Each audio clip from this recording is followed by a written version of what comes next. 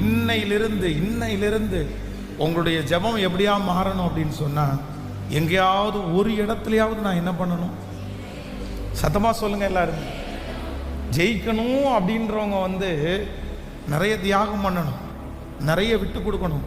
சும்மா இருக்கிறவங்கள ஜெயம் தேடி வராது, அமைதியா இருக்கிறவங்கள ஜெயம் தேடி வராது, தரிசனம் இல்லாதவர்களை ஜெயம் தேடி வராது.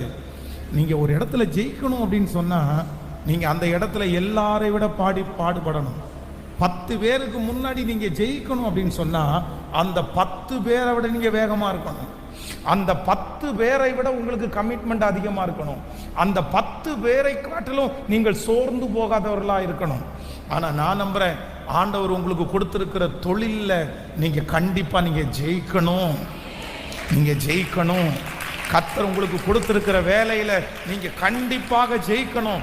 ஆண்டவர் இன்னைக்கு வாக்கு கொடுத்தாரு, எத்தனை பிரச்சனைகள் வந்தாலும் உங்களை ஜெயிக்க பண்ணுகிறதற்கு என் தேவன் வல்லவராய் இருக்கிறார்.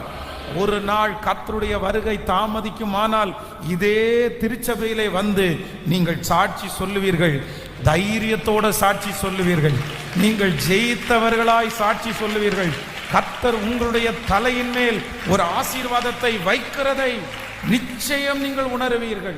இன்னையிலிருந்து ஒரு ஆசை உங்களுக்குள்ள வரட்டும், உங்களுக்குள்ள ஒரு வெற்றி வரட்டும். நான் ஜெயிக்கணும், இந்த ஃபீல்டில் யாரும் செய்யாததை நீங்க செய்யணும். இந்த வயசுல யாரும் செய்யாததை நீங்க செய்யணும். உங்க வயசுல யாருமே அடையாத அந்த டார்கெட்டை கர்த்தர் உங்க மூலமாய் அடைவதற்கு பலன் தருவார்.